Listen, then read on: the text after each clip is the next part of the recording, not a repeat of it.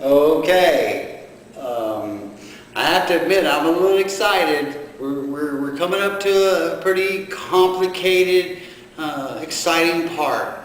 There's so much to it. It's so complicated. I'm not going to be able to get into all of it, but I'm going to give you some analogies and some examples and some pictures to try to give you some help, because that's what I'm here. I'm not here just to hear myself talk. I'm here to give you information that I think can really help you if you can remember it at the time that you need it. And that's what I know we're going pretty fast in these segments, but there's just so much ground to cover. We have such a long way to go, and I'm going to have to keep moving. I'll spend a certain amount of time, and some things I will go back to, but we got 100 segments here to do, folks. We got a long way to go to those pearly gates. And so we're going to start where we left off. The prayer, the person now, things are happening that's never happened before. They're getting some clean time under their belt. They're getting a few months of clean time under their belt. And there's so many things that are happening right now with their body, with their emotions, with their thoughts. There's some physiological things going on. There's emotional things going on, and it's all happening together. And so I want you to realize that, you're going to be feeling a little better physically because you're not beating yourself up with all the poison that you're dumping into your body. So that's one of the things that's going to happen. And God have mercy on those that when they start getting to feel a little bit better, and so I'm ready for another round, and we're going to see those people, they're going to drop off. Some of them will make it back, and some of them will not make it back. Some of them will not make it back. So if you can stay in your chair and you can be one of the ones that stick, that'd be a good idea, because you might not make it back. So here comes the roller coaster. Here come those bucking Broncos that I mentioned. Here comes those feelings that you've been stuffing and shoving down forever.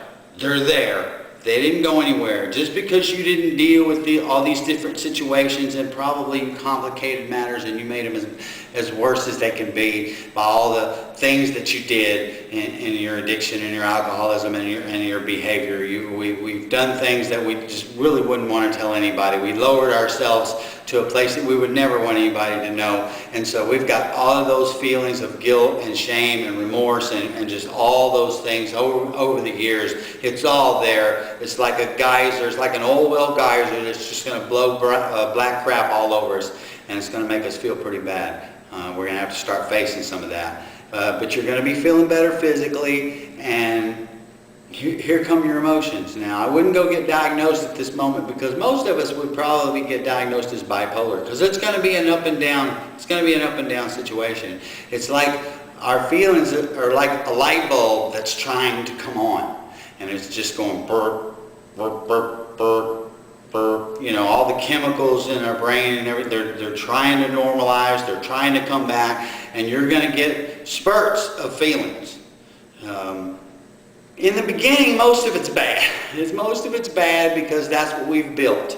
We haven't really done any behavior. We don't have any deeds in our life to make us feel good. So in the beginning, it's really it's a lot of bad. But when you start getting some time and some clean time, some sober time under your belt, that in itself is good. That is such a big positive change that's kind of a slap on the back. And that's probably where your first feelings of goodness are going to come, and they're going to be suppressed a little bit, but when they do, when you get your first feelings of goodness that break through that wall of black, the bad feeling and everything, it's going to be like flashes. You're going to get flashes of freedom that you felt way back in your distant past, and they're going to come like, for instance, you walk out your door and the weather's changed, and maybe it's a little cold, and the cold air hits your face, and it's the first time you've actually felt it hit your face like that in so many years, and all of a sudden you flash back to a time in your life that you were free before all this happened, and you'll get that flash of memory, that feeling of freedom will just hit you, a little cold air, and you'll be like, oh, what was that? That felt good. That felt like freedom. I forgot what that felt like, but boy, that was nice. It's going to be little flashes like that you're going to go through, little triggers of good feeling. And and you're going to be more into your prayer. You're going to realize, well, the ones that are making it are going to be more into the prayer. And everybody wants to laugh at the guy that prayed to the chair, but he's making it. He understands that he has to go out of himself in search of power. So he's got the principle. Don't feel sorry for the guy praying for the chair. Be sorry for the guy that's not praying. So your feelings are coming away, everything, and then you're going to be doing such a good job.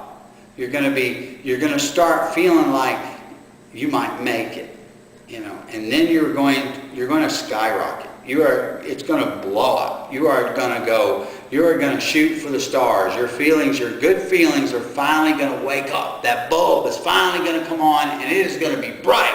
You're not used to that light. It's going to go boom, and it's going to be like a bright light, and you're going to be soaring in the clouds. You are just going to be like, it's going to be your first taste of freedom in I don't know how many years. Only you know that. And you are going to be floating. You're going to be floating. Your feet are not going to be touching the ground. I mean, you are going to just be like, it's a peace that you haven't had in so long, and you're just going to be like, wow.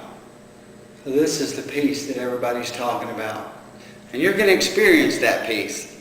But this is kind of hard to understand. There's certain chemicals that your brain uses to feel good. Well, you should know that. But you have to make them naturally now. Just like when you're going through your detox and your withdrawal, one of the reasons that it hurts so bad is because your body's not producing endorphins anymore and hasn't been doing it for a long time because it hasn't needed them, because you've been medicating and sedative and everything. And you'll come out of the pain of the withdrawal and all that when your body's natural endorphin system, its painkillers of its own, kick in. It's the same thing with your brain. It operates on chemicals, certain emotions, and what happens is you'll be doing this peace, you'll be doing everything right, you'll be riding in the clouds, and all of a sudden, man, the clouds will turn dark, and it starts to thunder in your emotions, and you just take a nosedive, and you're thinking, well, God's abandoning me because I'm praying and I'm still doing everything right, and my gut's all twisted up, and my peace is gone, and this is not working, and it's chemical. It's chemical. So when that happens, I want you to tell yourself that. I want you to remind yourself that this is chemical. It's not real. It's going to pass. And it will. Just as soon as your body can produce enough chemical balance, it'll come back. Your peace will come back. You'll be floating again. You'll take another nosedive, and it's going to be this roller coaster. So, fasten your seat belts, hang on to your hat, and ride this roller coaster. Ride these bucking Broncos, because you will break them. The peaks will get lower, and the dips will get higher, and it's going to level off. You're going to level off, and you're going to end up with a peace that's solid as a rock. And that's really where you want to be. It's just, you need to know that. You need to know that, so when it happens, you're prepared. You're not thinking, God's abandoned me. This is not working. I was home free, and the sky started falling. It's a physiological thing. It's a chemical thing, and your body is going to work it out.